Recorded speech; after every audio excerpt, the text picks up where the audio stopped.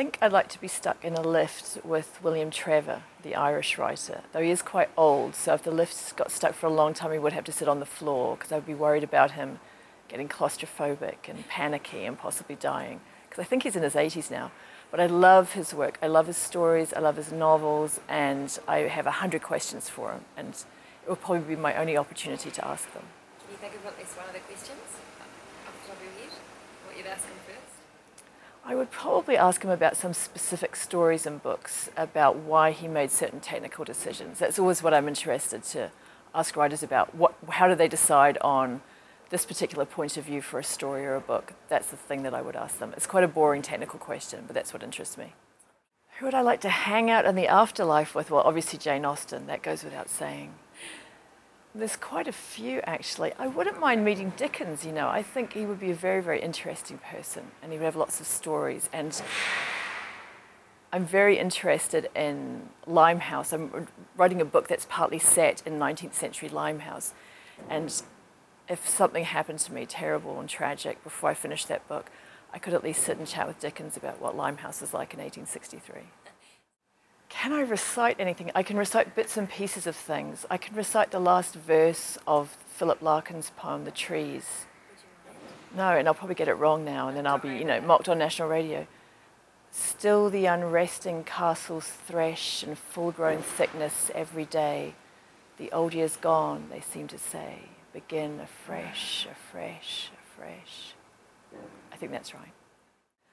I define happiness, as a day in which I have a very nice dinner, some very nice wine, and maybe get a bit of work done.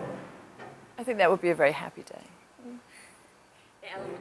If I wasn't a writer, I'm not really talented in any other area. I really would like to be someone who could paint or draw, but I really can't. I'd like to be someone who played the piano very well, but I'm far too lazy.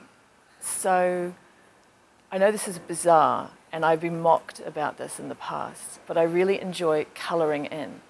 I have a vast array of coloured pencils, and I'm always on the lookout for sort of adult colouring books, which sounds much ruder than it really is, but just ones that have sort of intricate designs to be coloured in, and that's probably how I would express myself. What kind of themes, like landscapes are we talking? Or? No, I've got one colouring book that's like, Japanese kimonos and things, so there's a lot of detail where I can use, one of my really 300 coloured pencils, so really, people mock me about this all the time, about the colouring in, but I really enjoy it, and yeah.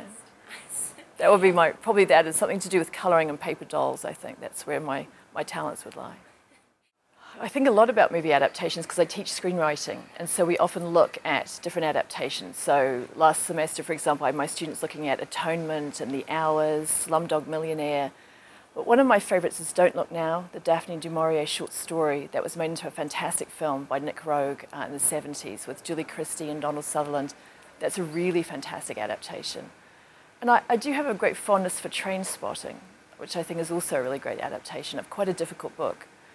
And of course, I have watched every possible Jane Austen adaptation multiple times, and have strong feelings about them, which would take, up the whole of memory space on YouTube if we were to sit here discussing them. Do you have a favourite, though, if you could narrow it down?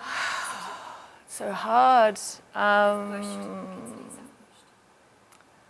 I quite like the most recent Persuasion. I quite like that one. And I quite like the recent Sense and Sensibility, the one that was made for television and in several parts, not the movie version. I have strong feelings about the movie version, which we won't go into here. That's a big question. I have many favourite books from childhood. Many, many. I just would mention the Chalet School books by Eleanor M. Brent Dyer. There's like 62 of them, and I've read them all.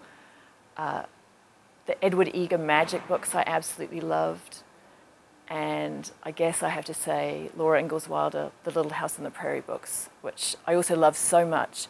I've been to every house in which she ever lived or has any association with in America. I've been to Kansas, Minnesota, South Dakota, Missouri, even to upstate New York to see where Almanzo grew up. I had a serious obsession.